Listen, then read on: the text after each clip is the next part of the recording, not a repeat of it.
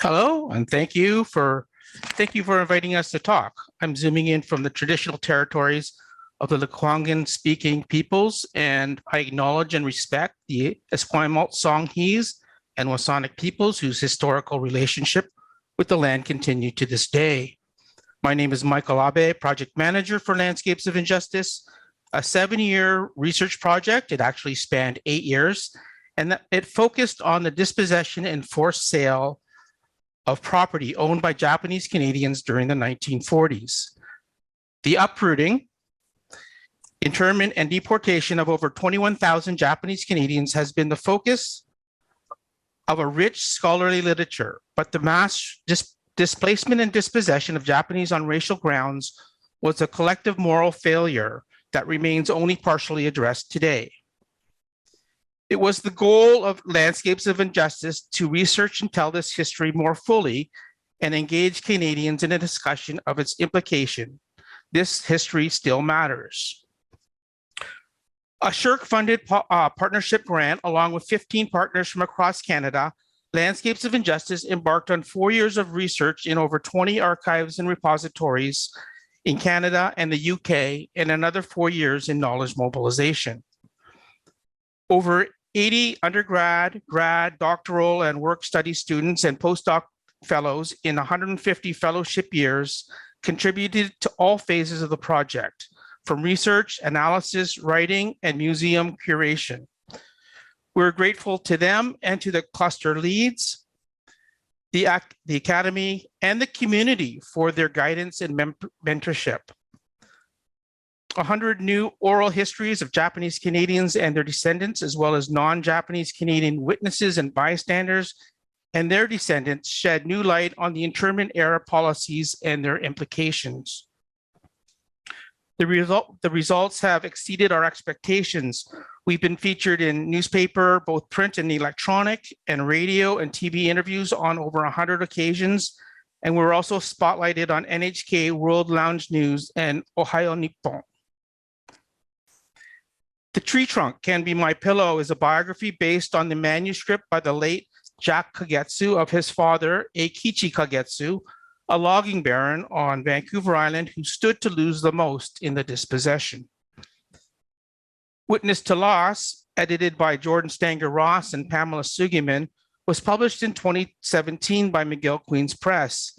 This is the translation of the memoirs of Kishizo Kimura and commentaries by academics and community members.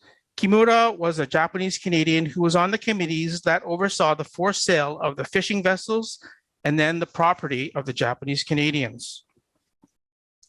August 2020 saw the launch of Landscapes of Injustice, a new perspective on the internment and dispossession of Japanese Canadians.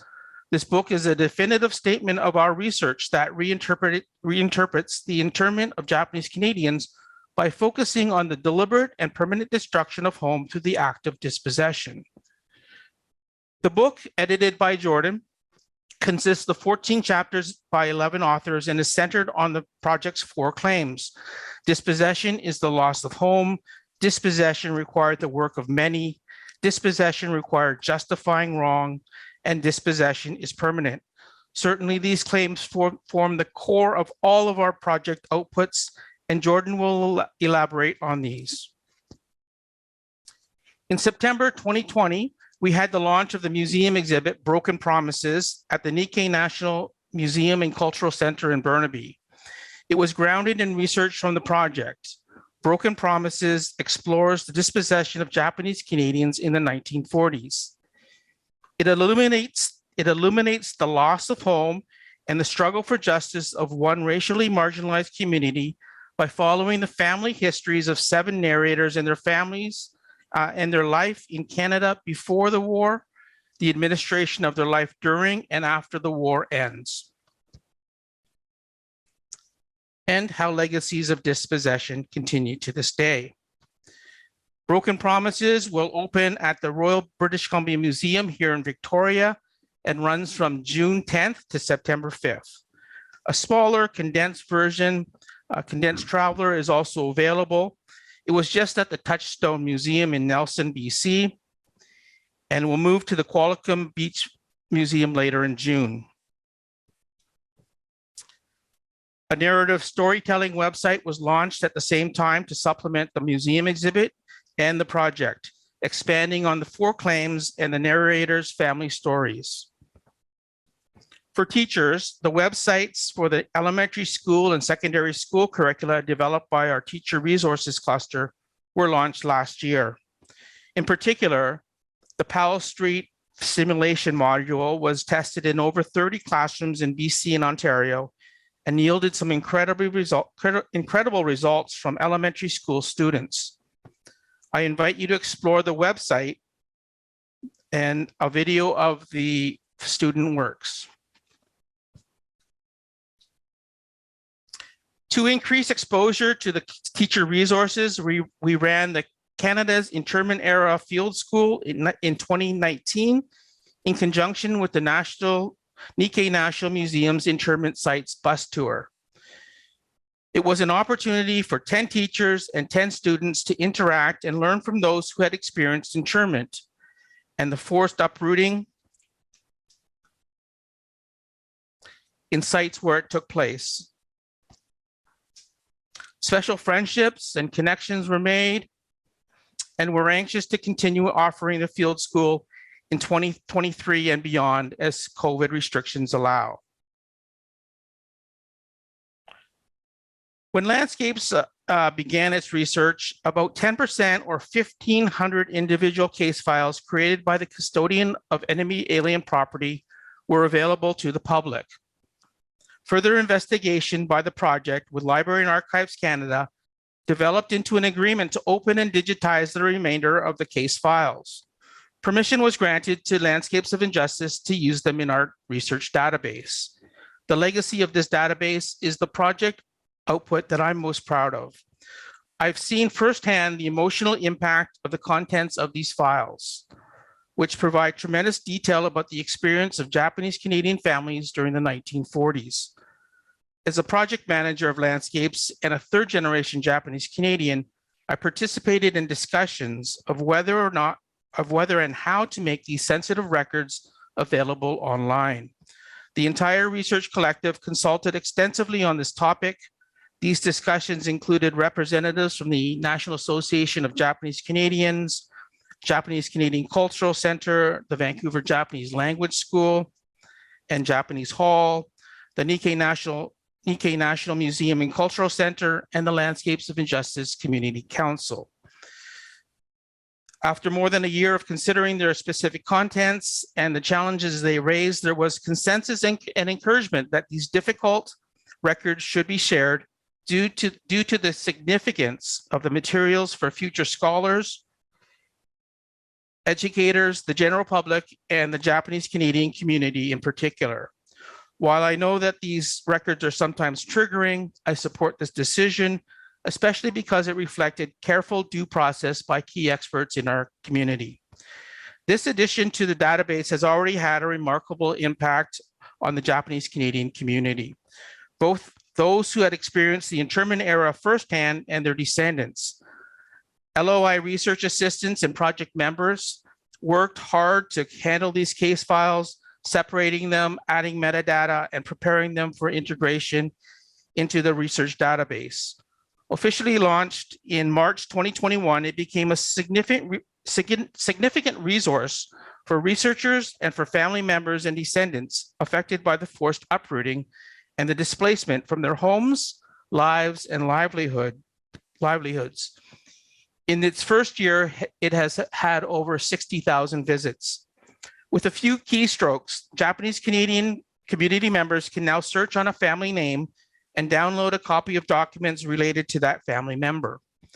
Their discoveries generated a myriad of emotions, and the information they found helped confirm stories that had been passed down through the generations, or in the case of others, shed light on their past with information that had not been spoken of for generations.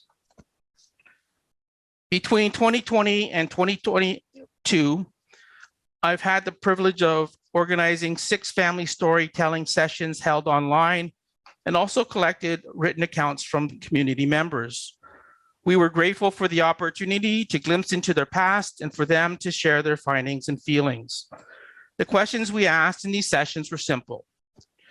Briefly, what did you know about your family history previously?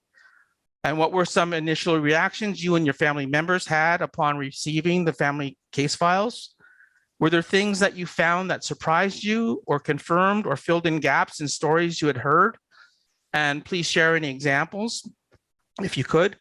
And do you have any comments on the value to the community now that the records are easily accessible? The answers and stories were varied, and in some cases, lengthy and involved. Some stories led to new connections, and some revealed the provenance of objects that had been in the family for years. But they all helped bring generations of families closer to understanding how they came to their current existence. And they all reinforced the decision that of providing better access to their records led to a better understanding of their heritage. We've collected stories and recordings from more than 24 Japanese Canadian community members from second generation to fourth generation, and many of them are preserved on our website in the Touched by Dispossession section. Here are a few examples from their stories.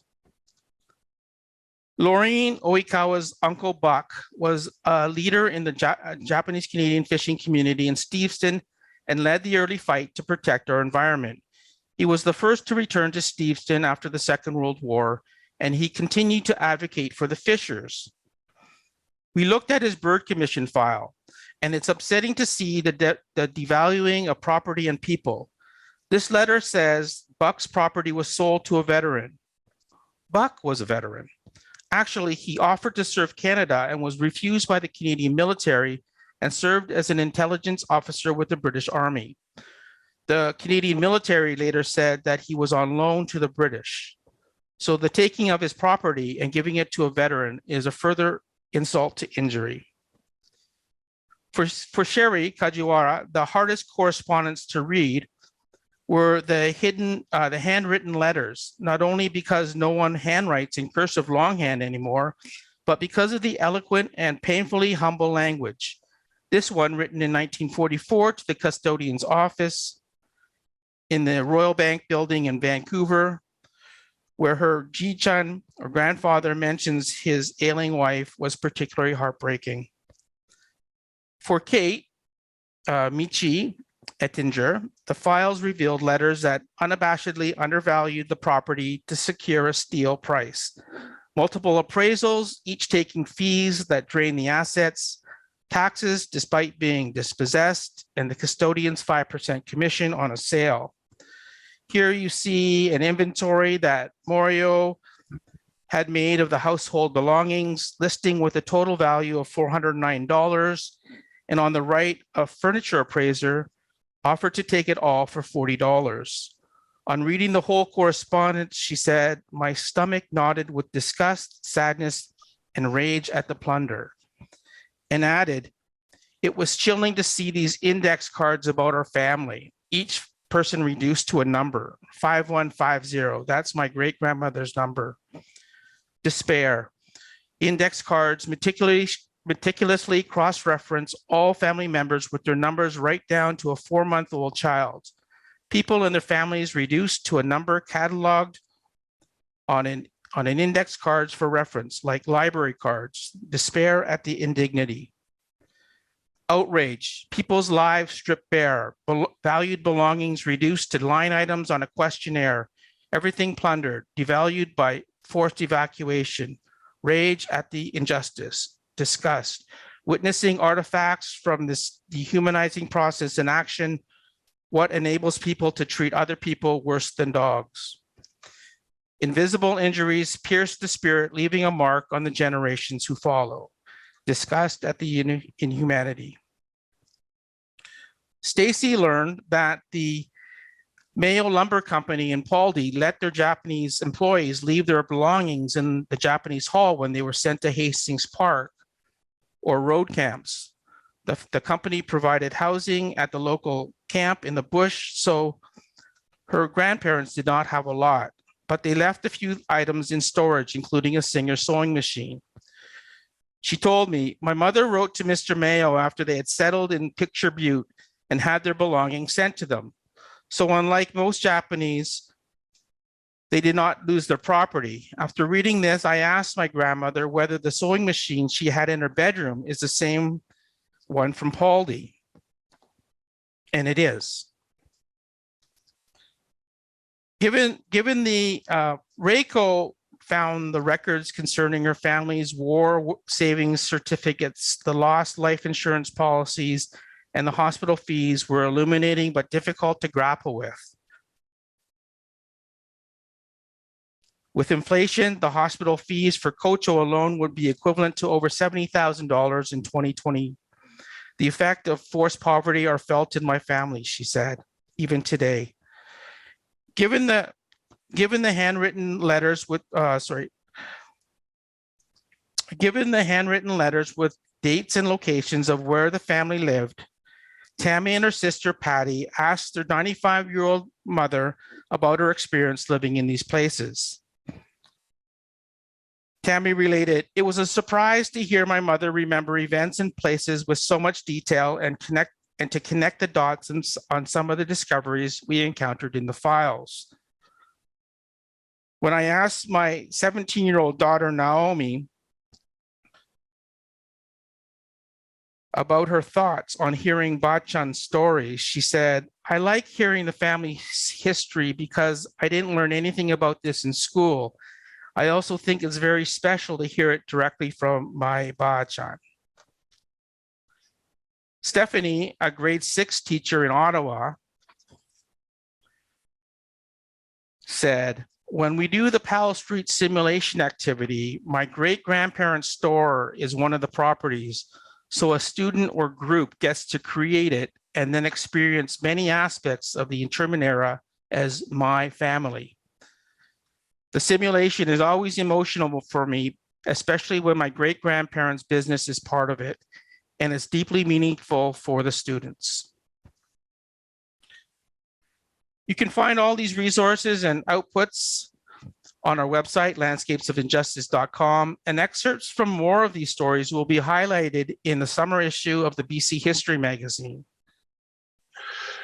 I'm going to talk mostly about the arguments of this book, Landscapes of Injustice, that Mike has already mentioned. And this is there are a number of publications from the project, some 30 publications in total, I think, a couple of academic books. But this one was our effort toward the end of the research phase of the project, before we started producing museum exhibitions and teacher resources and so on, to draw together and bring into a coherent and summative set of claims all of the research of Landscapes of Injustice, and to hope that that could inform some of the public knowledge mobilization that followed. And indeed it did, and it was an exciting process, and the number of people involved. We convened a seminar of students, from undergraduate students to postdoctoral fellows, and talked about what did the research of the project amount to,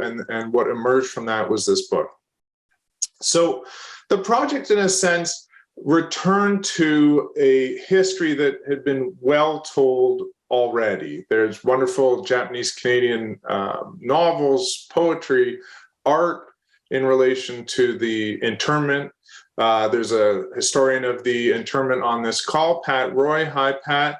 And there was good scholarship generated by community-based scholars as well, Kanadachi and Tsunohara. And so the story of internment was known and taught unevenly in public schools and in public exhibitions and so on when we started our project. So ours was a project asking a question: what would happen if we looked at this same history, a history relatively well known, and we view it from a different perspective? So we're sort of looking at the same phenomenon, as it were, from a different vantage point, a vantage point that privileges or focuses upon the dispossession of property.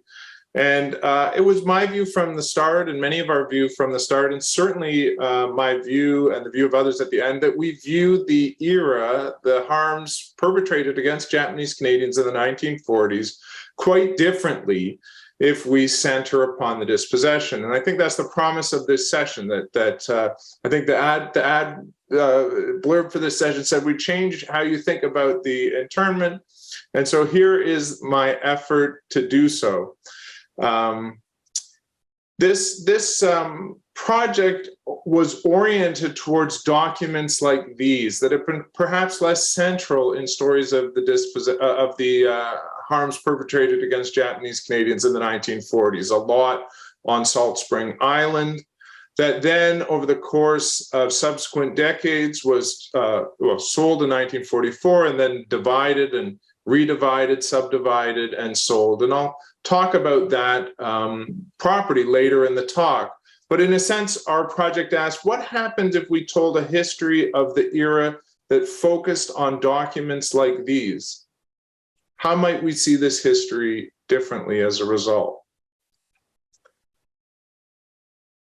So we might start with, how do we already understand, or how might the audience at this talk already understand the 1940s mistreatment of Japanese Canadians? Because that's the view that we're proposing to change. So I think it likely that many of the folks on this call might, when they think about the mistreatment of Japanese Canadians in the 1940s, think primarily about the uprooting and internment of people, which of course is a critical part of this history. They might regard the internment as having reflected a regrettable decision by government, in particular by the federal government, to uproot and intern all Japanese Canadians. They might view that regrettable decision, you might view that regrettable decision as an expression of racism in the 1940s and in the decades that preceded it, at least to a significant extent, an expression of racism. And likely many of you think of the mistreatment of Japanese Canadians as a wartime measure, and of course thinking about the way in which the context of war affected that regrettable decision as well. So I'm going to use this symbol in the next several slides. And this is the symbol of me shifting your thinking about these topics, or attempting to, presenting an effort to shift your thinking about these topics. And I want you to think of this arrow as representing also and importantly. So rather than, some historical arguments are built around, instead of, or, overthrowing a previous view, I want you to instead think of these arrows as reflecting the claim also and importantly. So, if you think of the mistreatment of Japanese Canadians primarily through the perspective of internment, I want by the end, or I will argue in this talk or present to you, that you might think of it also and importantly as the deliberate killing of home. If you think of the decision to uproot and intern Japanese Canadians as having been a regrettable one, which most assuredly it was, I want you to think, or to propose thinking about this mistreatment of Japanese Canadians as sustained work over time, not one moment of decision or one particular decision, but rather many decisions, even hundreds and thousands of decisions undertaken in the course of a decade. If you think of the internment or the mistreatment of Japanese Canadians primarily from the perspective of racism, I want you to think of it also and importantly, and here I'm not able to displace racism from the other side of my arrow here because this was a policy executed in relation to persons of the Japanese race. A notion of people of Nikkei or Japanese origins as a race underlay the entire policy. But I want to suggest that other ideas and conceptions were also necessary to the policies, to the mistreatment of the 1940s. Ideas about citizenship, about markets, about bureaucratic necessity, and so on. And all of those together, I think of as reasoning wrong, the reasons that lay behind the mistreatment. And if you think of this as a wartime policy, which in some respects certainly the internment was, I want you to think of it by the end of the talk, or propose that you think of it as also and importantly permanent. So how might we see this history differently if we view it from the perspective of permanent dispossession? I want to suggest that we see it as a deliberate killing of home, and that these are sections of the book that Mike has already talked about and claims that he's already mentioned. I want you to see it as requiring or involving sustained work, as requiring reasoning wrong, and as permanent in its effects. So that first component, the deliberate killing of home. When we think about the dispossession, when we center the dispossession within a story of the mistreatment of Nikkei people in Canada in the 1940s, I want us to think about images like this. I'm starting from the upper left. I kind of work my way across this slide where you see a mother holding a child at a dining room table there. And of course, it's important to recognize that the people in these images were uprooted and interned. But I want you to think of everything that they owned, everything else that we see in these images as also having been taken, everything that they couldn't take with them to their internment. So dining room tables and chairs were sold, and side tables, that, as we can see there, and plants and dishware. And people's clothing and their photographs and the frames of their photographs. I'm not sure what that item is on the far left. Maybe someone on this call will be able to tell me, is it a radio? I'm not sure what that item is on the far left. It might be another picture. As we move to the center there, the stock and trade of businesses, the equipment used in those businesses. Moving further right, bicycles, children's clothing, shoes were sold. So we come to the bottom of the slide, pianos, children's toys, more picture frames and clothing, lock and stock of other businesses. And then on the bottom right, we can see the lumber holdings of Akichi Kagetsu. So large properties were also sold. And so I think of this often as I imagine my own household being just emptied out into auctions and all of the things that are valuable to me, but might not have obviously a market value, the clothing that I wear or my water bottle and so on, everything emptied out of my life. And I think about what kind of an impact that might have. Fishing vessels, of course, there were famous categories of property that were forcibly sold. Fishing vessels, automobiles were sold very early in the dispossession. Japanese Canadians told officials, and we can read their documents, and they tell us now that the permanent killing, or that the killing of their homes, a permanent killing of their home, was a distinct harm within the larger mistreatment that they were experiencing. And they articulate this, as Mike's already shown some examples, in very powerful ways. One of the letters to government officials that struck me when I read it, and has since, was this letter from Mr. Yoneyama, actually several letters, and we can see him there in his sunglasses with his family in Haney, BC, outside of Vancouver, of course. Yoneyama wrote to officials to explain the very distinct harms of the dispossession, as apart from, or in addition to, also and importantly, along with his the uprooting and internment of his family.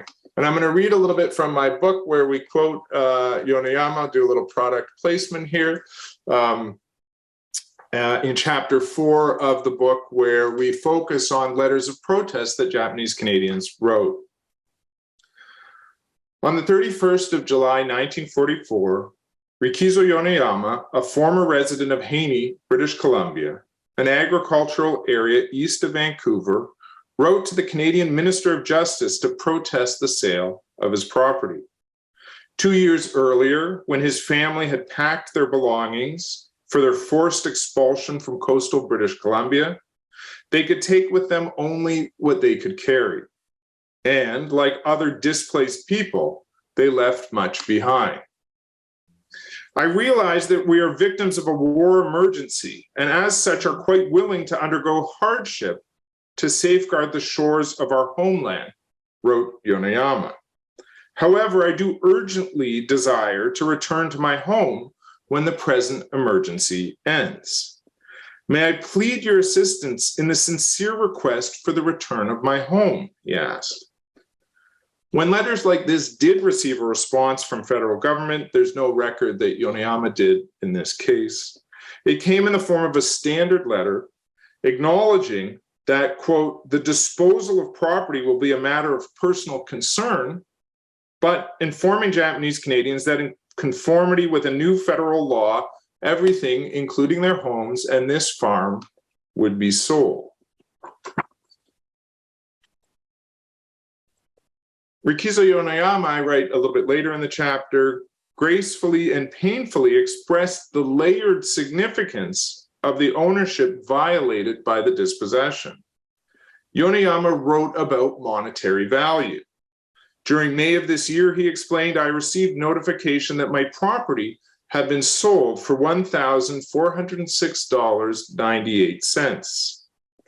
This amount fell far below his estimate of the worth of his estate. The property there consisted of 17.5 acres, he wrote, and household goods, which I valued at a sum of $4,500. Like most Japanese Canadian protesters, Yoneyama emphasized what we might call the exchange value of his property. The price for which the government had sold was less than the property's rightful market value. But Yoneyama wrote about much more than this. He explained that after years of labor, he had transformed his land into a productive farm that played an essential role in his family's success in Canada. Years of, quote, hard work had built the farm up to a point of security for my wife and children. An annual income of $3,500, more than twice the sale price, had enabled him to, quote, put 2 of my children through university as a doctor and dentist, respectively. These lines could scarcely convey the remarkable personal journey that lay behind them. Born in 1887 in the Kanagawa Prefecture, southwest of Tokyo, Yoneyama traversed the Pacific at the age of 20. In the first decade after his immigration, during which he married and fathered 2 daughters, Yoneyama worked in a sawmill and then a pharmacy, saving enough money to purchase land, 7.5 acres in Haney, where he dug a well by hand so that he could raise chickens and pigs and cultivate berries, apples, pears, plums, and cherries, as well as a variety of vegetables. There, 2 more children were born. Supplementing the income of his farm with additional wage labor, Yoneyama was able in 1935 to purchase additional land, where he built a 2-story chicken coop and an enlarged family home. As his letter indicated, by 1942, his children had already begun their entry into Canadian professional life. When his family packed their bags for Edmonton, Alberta, where they would spend the internment years, they went to join his 2 oldest daughters there. Yoneyama sought to convey to federal officials the extent to which his property was woven into the story of his personal and family history. The farm was invested with his labor and a container of his memory. It was tied with his identity as a father, husband, and provider. And many Japanese Canadians expressed in these very layered ways the forms of harm that accompanied the dispossession in particular. The second part of this claim is that the dispossession involves sustained work. And you can see that even in this slide, which is taken of a floor in the Royal Bank building in Vancouver, where office workers over 100 worked on these filing cabinets, dealing with the many dimensions of the dispossession, the administration of the property of, and then dispossession of Japanese Canadians. Initially, the government seized that property and promised to preserve and protect it. So in these offices, bureaucrats were busy dealing with questions of paying fire insurance and collecting rent, and even assessing determining the extent of the property that had been invested in them. And then these offices, which were initially set up to preserve and protect the property and interest of the owners, instead were turned into the headquarters of the dispossession, as these same files were used And we can see some of the contents of the files here. Mike already shared some of that. The appraisals and mappings and photographs of all this property were used as a basis for their dispossession. And this process took work. It involved many hundreds and thousands of decisions as Japanese Canadians were credited with the funds that were realized in the forced sale of their property. Those funds were placed into individual accounts for Japanese Canadians and then paid out to them if they were in government camps in the form of an allowance, essentially. And sometimes Japanese Canadians asked for access to more funds, for example, to buy clothing for their children in the interior of BC or in Alberta, where they found themselves in newly cold winters. And so hundreds, thousands of decisions had to be made on a daily basis in an office like this about the, in relation to the administration and dispossession of Japanese Canadian lives. And it's these many decisions, not one decision to, in turn, that come to light in the work on the dispossession, I think. We come to think of this as an administrative process over a sustained period of time. Another way in which to think about the sustained work or the many decisions of the dispossession is to reflect on, and the work on the dispossession brought me to think on this, on a cascade of injustice that unfolded through a series of related decisions in what political scientists sometimes call path dependency, or where one decision leads to another or constrains the options for the next. A cascade of decisions, a cascade of injustice across multiple decisions of the internment era.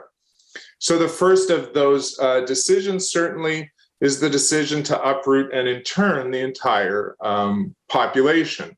Until the early 1942, the plan had been, as in the case with German and Italian,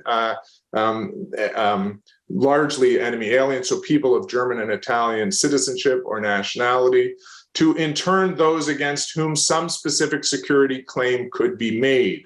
And there's a formal process for internment that involved presenting to people, in fact, the allegations against them, and some process of adjudicating that or assessing that, challenging that assessment.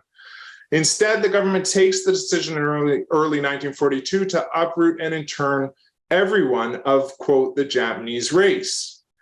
And this creates, so these decisions that the government makes creates a problem of property. What to do with all the property that some 22,000 people, the large majority of them, 75% Canadian citizens, half of them born here in Canada, what to do with their property. In the case of a limited internment, it can be imagined and could in fact be the practice for people to leave their property in the hands of their family or other members of their community. But the total uprooting of the community generates a problem of property. And initially, the government solves that problem with a policy, or proposes to solve that problem with a policy of preserving and protecting the property for Japanese Canadians and returning it to them. But this generates its own set of problems as the custodian struggles badly with that task and mismanages it, and probably doesn't have they actually don't have the will to really execute that task. And so they turn instead to a policy to force the sale of all that property. It's impossible to manage, so we can solve the problem of the difficulty of managing that property with the solution of forced sales. That decision creates a problem of placelessness. Japanese Canadians have nowhere to return to, which becomes pronounced particularly in 1944 and 1945, as Canadian officials realized that Americans, as a result of a Supreme Court decision and also a policy announced anticipating that Supreme Court decision, the Americans are going to free Japanese Americans who are deemed loyal through a loyalty process in the States, who are deemed loyal will be able to go free, will be able to go home, those who have been able to retain their property through their incarceration in the United States. But Canadian officials look at that and they see a problem. The prospect of thousands of Japanese Canadians streaming back to their former homes and communities that have been sold out from under them. Some may not yet realize their properties have been sold. Some are still in the process of being sold. This seems like a political problem. It seems like a potentially disastrous problem if this were to occur. So there's a problem of Japanese-Canadian placelessness created by the forced sale of property that needs to be solved. The government resolves to solve that problem through exiling to Japan as many Japanese Canadians as possible. And through a very coercive but supposedly voluntary process, they get some 10,000, almost half of the pre-war population, Japanese Canadians to sign or have signed on their behalf forms accepting their exile to post-war Japan. And the government begins to undertake that process. After 4,000 people are deported, that's determined to be a politically unfeasible project in the post-war period, and it's abandoned midway through the exile. But of course, this process of registering people for exile, pushing others to points east, this process takes time. And so the internment in Canada lasts until April 1949. Most of the internment era is in the post-war period. And so we see here again a picture not of a single regrettable decision to intern some people, but rather a series of related decisions. And these are only a few among really what are thousands of decisions that affect Japanese Canadians. And all of this is what I refer to at least as sustained work. This sustained work required reasons, it required explanations, it required arguments. It was never sufficient for the government to say the Japanese are an unassimilable race and therefore we will dispossess them of their property. That wasn't a viable way of explaining a policy, even internal to the bureaucratic circles that were responsible for this, circles that included some Japanese Canadians as representatives within the dispossession processes. And so other reasons needed to be brought to the fore to explain a decision like reversing the policy from preserve, protect, and return to Japanese Canadians to instead forcing the sale of everything. That required explanation. The support for that decision came from many different places and sort of converged in the office of the custodian. But one of the surprising places was the arguments of Frank Buck, who was with the Town Planning Commission in Vancouver, and also a UBC professor. Buck was a housing reformer who for years had advocated the clearing of substandard housing in Vancouver and its replacement with modern, efficient, sanitary housing for low-income people. Buck was an advocate of slum clearance. But obstacles to slum clearance for many years had been a lack of investment by the federal government. How do you get the government to really engage with local real estate markets in a place like the East End of Vancouver? And of course, the presence of poor people living in the houses that housing reformers would have liked to see raised and replaced. So those are two major obstacles. Frank Buck was someone who in the summer of 1942 recognized that those two major obstacles to housing reform had been resolved, or at least he hoped they had been resolved through the uprooting and internment of Japanese Canadians. The federal government had been vested with and now had managerial control of some 100 properties in the East End of Vancouver that Japanese Canadians had owned. And of course, the residents of those properties have been uprooted and removed. So Buck starts to advocate on the Town Planning Commission, gets the ear of a quite sympathetic city council, that rather than preserve and protect the properties of Japanese Canadians, instead they should be forcibly sold.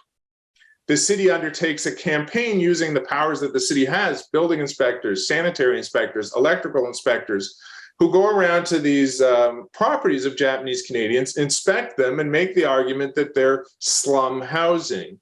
And one of the conclusions that housing reformers would come to about slum housing is that it's diminishing in value, that it's an illness of the city that only gets worse. Now, this notion that the property was diminishing in value caught the attention of these two individuals here, federal employees. So we have Glenn McPherson with his pipe, who was the representative, the head of the office of the Vancouver office of the custodian of enemy property in its founding years and as it set its policies.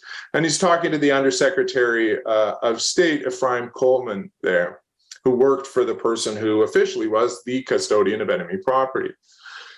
And from the outset of its operations, the office had forced the sale of perishable property. So if they assumed custodial control of a grocery store, they would sell the groceries, because to leave the apples rotting on the shelves would be against the interests of the owner. Similarly, the custodian and other bodies in the federal government argued that fishing vessels, unused, would diminish in value over time. And same with automobiles. When Glenn McPherson heard the arguments of the Town Planning Commission and the City Council of Vancouver that these properties that Japanese Canadians had owned were slum properties, he started to make the argument that they too were diminishing in value over time. They were perishable goods like grocery stock or fishing vessels.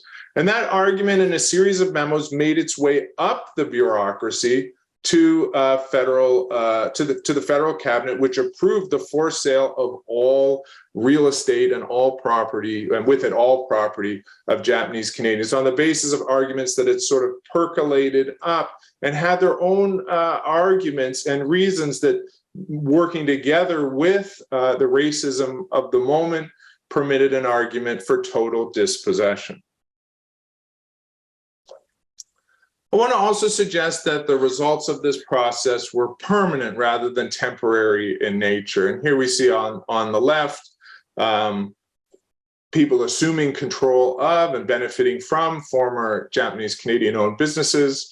And then on the right, the work of a Japanese Canadian artist struggling to deal in her own family with the legacies of the dispossession. And we could think about these two sides of the legacies. It's here that I want to return to the documents with which I began the presentation. The farm of Tsunetaro Murakami on Salt Spring Island, which was sold in 1944 for then $1,160, about $17,000 in contemporary terms. This property is just across from the country grocer outside of Ganges, for those of you who know Salt Spring Island fairly well. Tsunetaro, when this occurred, was close to 60 and perhaps considering retiring from running the farm himself, and perhaps having his son Peter take over the farm. This is just speculation because, of course, their lives were interrupted by their uprooting, internment, and dispossession. They both, Peter and his father Tsunetaro, ended up in the 1940s working on the road camps, building BC highways during the internment. Over the next 30 years, the property was sold multiple times and subdivided, and tracing the exchange histories of all the various lots that resulted, we can see that by 1976, the former farm was worth some $3 million. If Peter had inherited just one of these lots, he would have inherited many times what he did when his father in 1946 accepted exile to Japan and split the proceeds of that sale in half, giving half to his son, Peter. Instead, other people inherited the benefit of this dispossession. As Mike's already suggested, the arguments, these four arguments, the four claims of landscapes of injustice, are laid out on our, what we call our narrative website, which takes you through the claims as well as individual cases that support the four claims that we make. So urging people to think around this history as the killing of home, thinking about the sustained work of injustice, the reasons that were given for it, and the legacies that it still carries today. I want to end with the words of Thomas Shoyama, who went on to a distinguished career in the civil service, and during the 1940s was the editor of the New Canadian. And I think as astute an observer of the internment and the dispossession as any that have followed since, I'm often struck by how much Shoyama understood, despite not having access to the internal records of these decisions. In 1948, Shoyama, then president of the National Japanese Canadian Citizens Association, I'm back to the book here in the epilogue, attempted to convey the dispossession of Japanese Canadians within the lives that they lived. Quote, when in early 1942, and under the grim compulsion of global war, the federal government finally decreed the complete removal of the Japanese Canadian minority from the British Columbia coast, he wrote, it brought to a drastic and disruptive end a half-century's advance towards economic security and success.